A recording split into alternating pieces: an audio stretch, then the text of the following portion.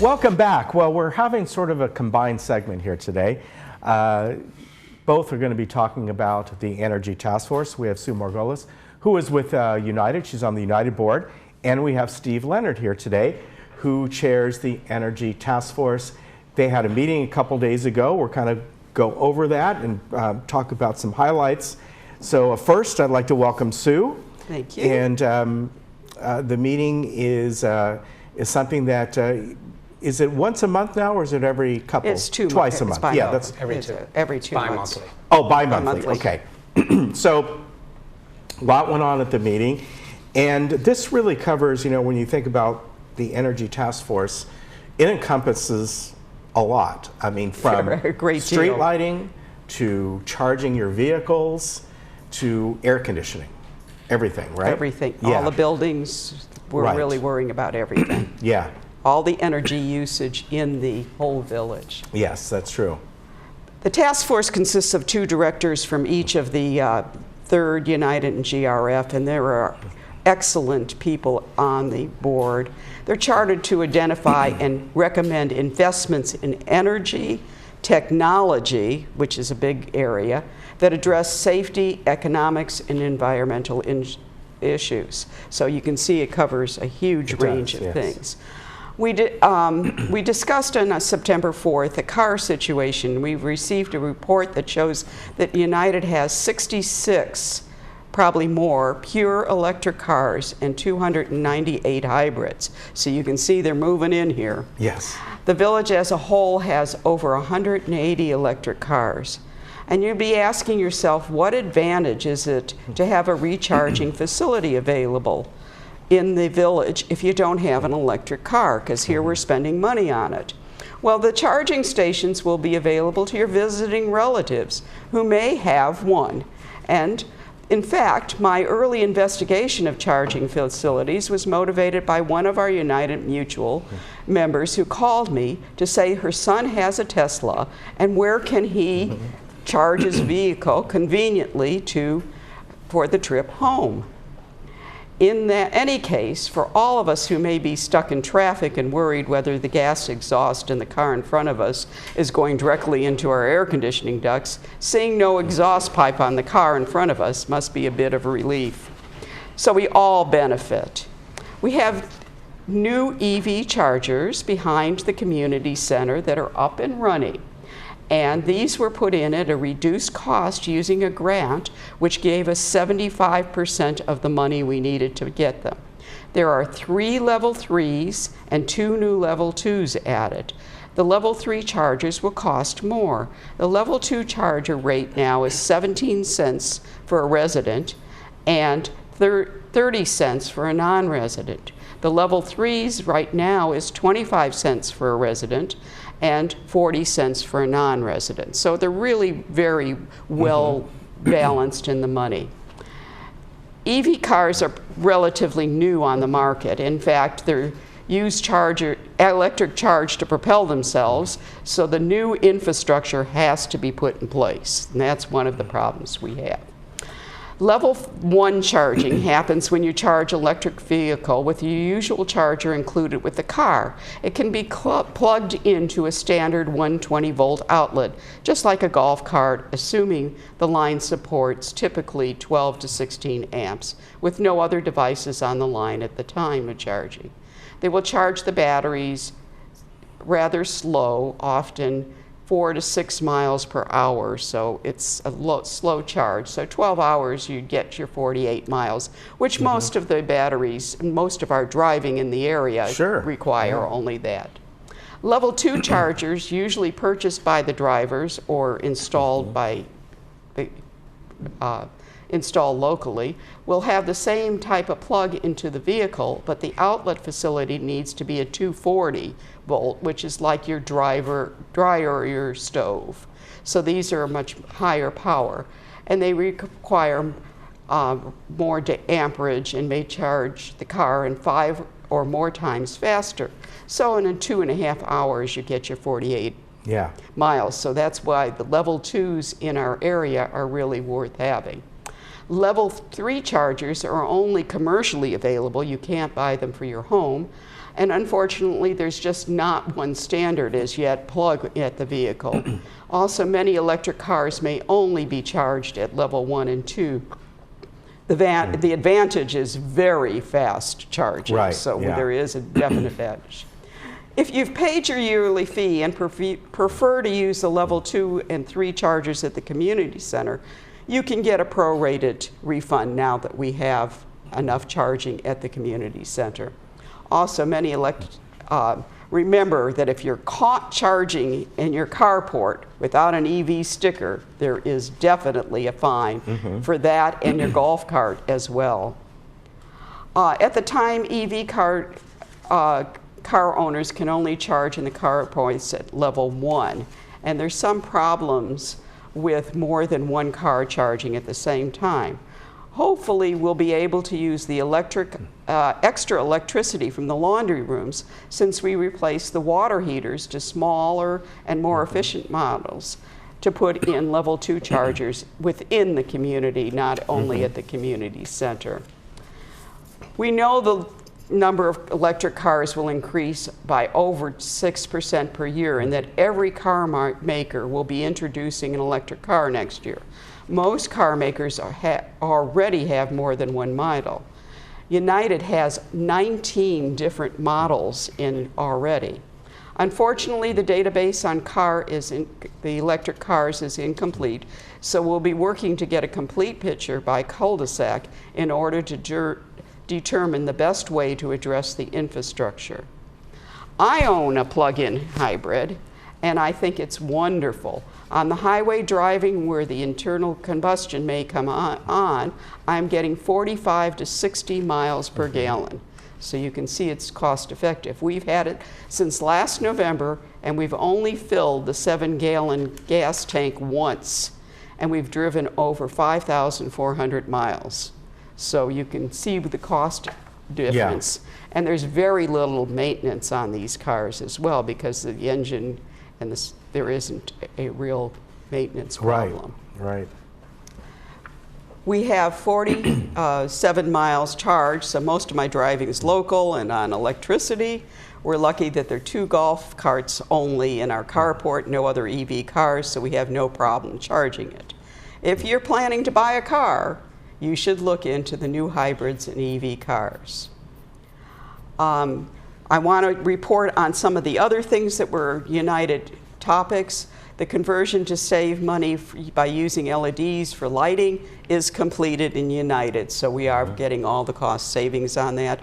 And the future topics to be covered is we're going to install solar street lights in dark areas where there's no easy connection to power. We're looking into that.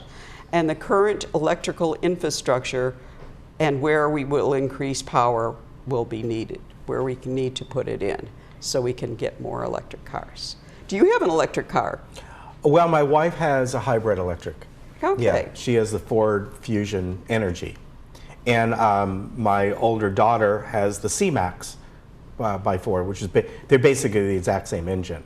And I know you have an electric car as well. I have the e-Golf. So I don't, but she does.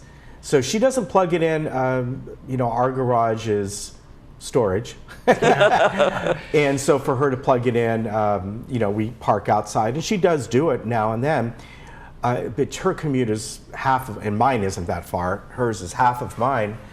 And, she'll plug it in maybe, every few weeks or something, but still, even without it, because it's a hybrid electric, she's still getting tremendous mileage on it. So, and I think, as we talked about here, the holy grail, so to speak, is having those available, because, you're going to talk about a few other things, street lighting and HVAC systems and all. Well, the logistics of those, it may be costly or may be research and all that, but the logistics of changing out an HVAC system is a lot simpler than getting chargers and carports to the point where anybody who's moving in saying, well, I want to be able to charge my car. I don't want to drive down the street to be able to do that. I want it convenient. That's the hard part, right, Steve?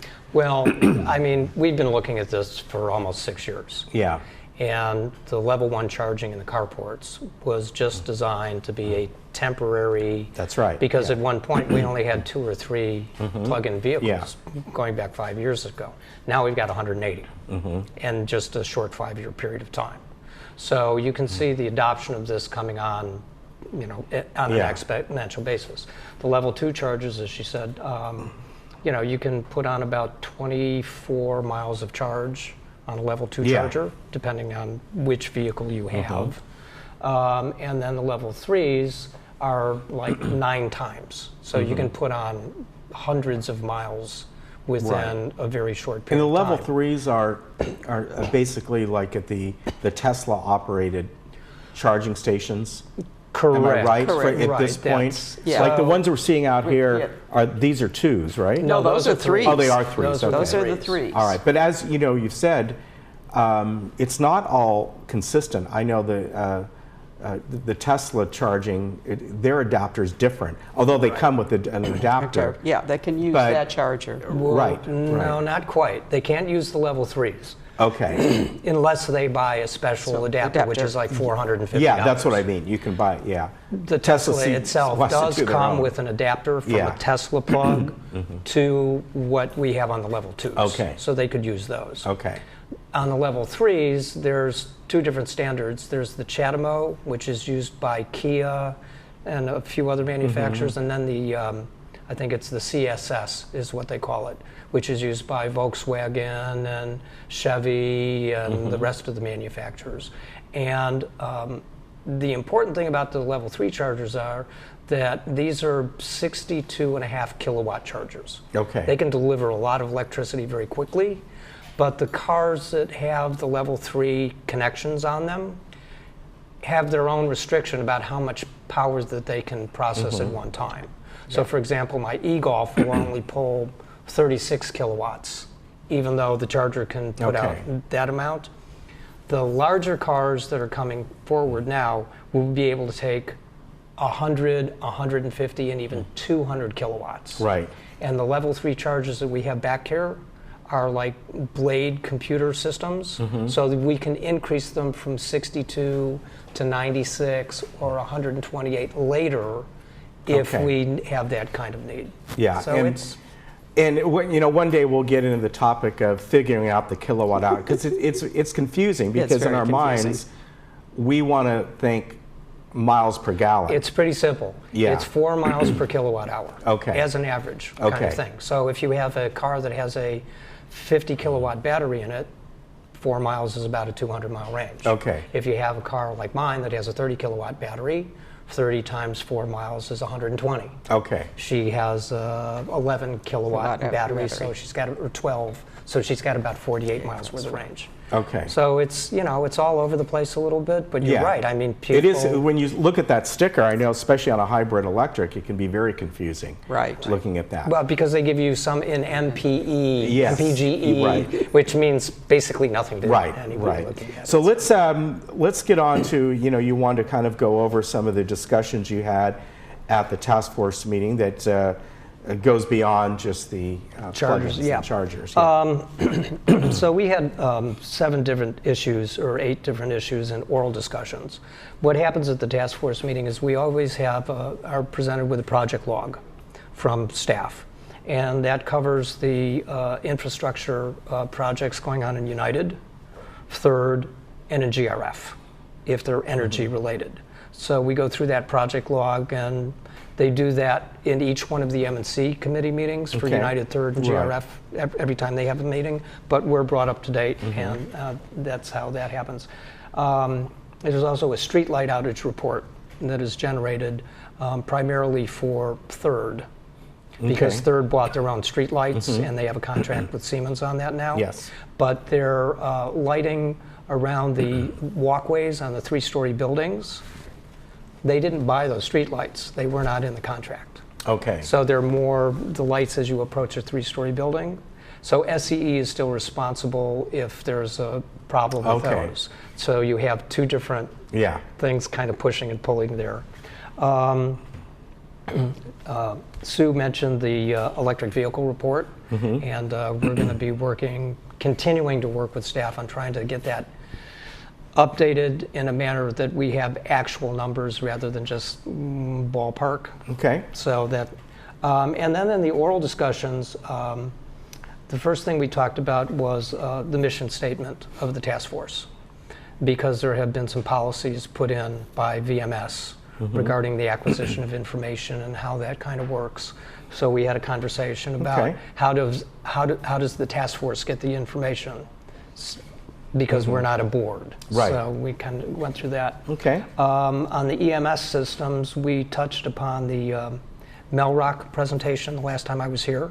And as a matter of fact, you have a 2-hour video on YouTube from the Melrock, the entire presentation. Yes. Yeah. On your channel there, so that people can watch that. And the presentation had to do with having artificial intelligence systems connected into our EMS system, for example, in this building, that could constantly monitor and alert us to, it's too hot in this room, it's too cold in this room, and they could manipulate that through the cloud. You don't have to send somebody to the thermostat to go mess with it. And if there was a problem with cycling, air conditioning, fighting the heating back and forth, that an alert would be generated, and we might be able to save, what was it, in Pomona College, they said they saved 20% in their energy consumption in one building that we had. This building consumes the most energy, the community center, by far, and we're recommissioning the building now that we had the 3 new HVACs put up in July. So after that commissioning, we're talking about, if we had that system here, that EMS system from Melrock, what could the savings potential be? Even if they were only 10%, if you have a bill here of $200,000 a year, that's $20,000. Right. The installation and the monitoring is about $4,500 a year. Okay. So that might make a very good basic investment. And if we could then take that to other facilities that use a lot of electricity, like Performing Arts Center or whatever, because we don't have building engineers. Yes. Yeah. As a university would, or a manufacturer. We also talked about the LED conversions, and Ernesto Munoz gave us an update on that, and it's still continuing. Everything has not been completed. In United, the walkway lights are done. In Third, the walkway lights are done. The 3-story buildings are done. But there's still some things in GRF that need to be accomplished. So we had a conversation about that. HVAC scheduling in the buildings and the rooms, weekday and weekend.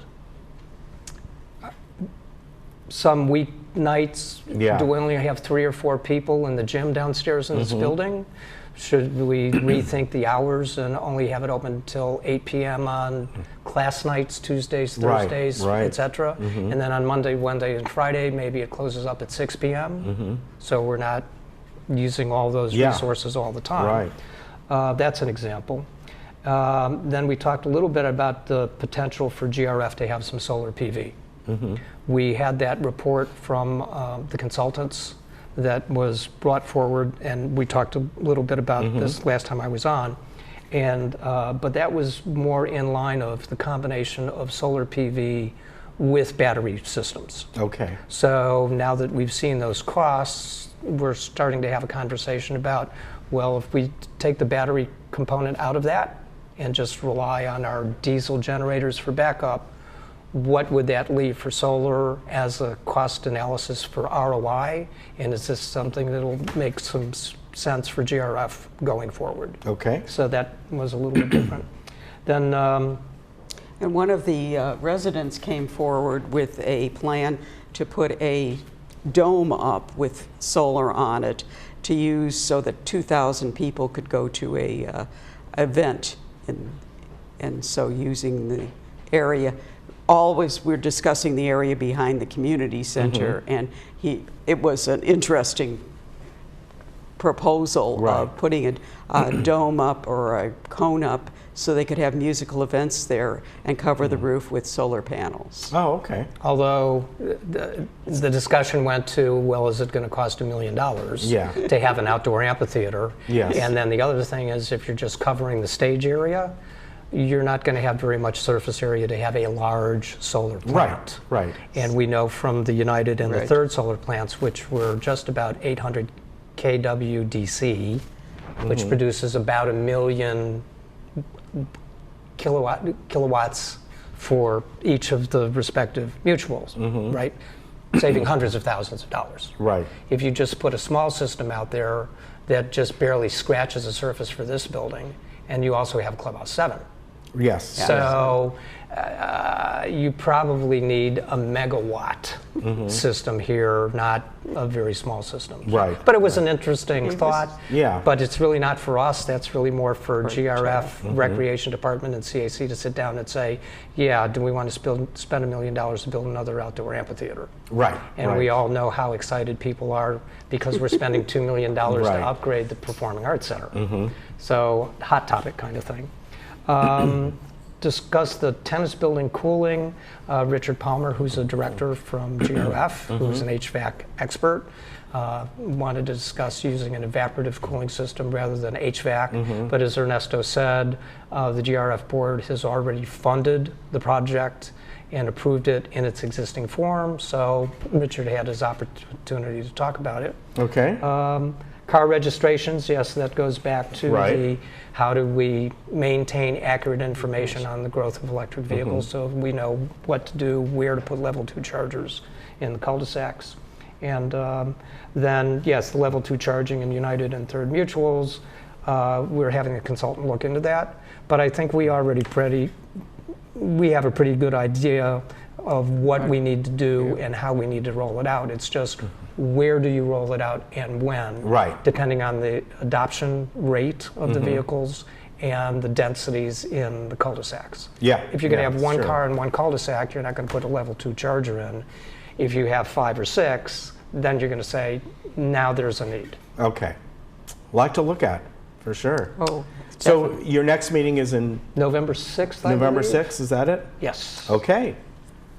Very good. Yeah, a lot to look at. Do you have any questions? I think we talked about the charging thing, and I think that's, going to be the biggest issue going forward, in my opinion, because of the infrastructure needed. You're right. Right. Yeah. Yeah. Again, changing out an HVAC system, sure, it's going to cost this amount. You got to evaluate it, but it's a lot. The logistics of it is a lot easier. And Yeah. one of the important points of the topics is that when new owners come here to look Right, at a yeah. place to buy, and if they have an electric car and they say, where can I charge my car? And you say, well, we don't have any place for you to charge your car, or we have limited ways that you Yes. can charge your car, they may decide to purchase somewhere else, That's which true. then adversely affects property values Yeah. for the residents here. Yeah. So it's just not about the convenience of people with electric cars being able to charge their cars. It's a long-range future concern. Yeah, for sure. And everybody has their relatives that come in and have electric cars and want to go home Yeah. Yes. at the end of the And day. they want them to go home. Yes. And with these level 3 chargers, Yeah. they can go back there and they can pull 50 kilowatts in an hour. Yeah. Well, you which can will come get them into the 200 gym. miles. Yeah. Yeah. And you're right, you're visiting with your Family, Yeah. go into the gym for an hour, come back, your car's charged. That's true. That's true. Or even a half hour. Even Half if you hour. can put on 25 kilowatts, it's 100 miles range. Yeah. So if you drove down from Pasadena and you have a car that has a 200-mile range, you get here, you got 100 miles. You drive back, you're at 0. You want to add something Yeah. to the tank Yeah. to get you back. So 15, 20, 30 minutes at a level Right. 3 charger will do that for you. All right. Thank you very much. Thank you. We'll see you soon. And Yeah. we'll obviously mention again when the next Energy Task Force meeting is, but it's in November. Good to see you. All right. Good to see you. Bye, Thank Sue. you. Take care. We'll be right back.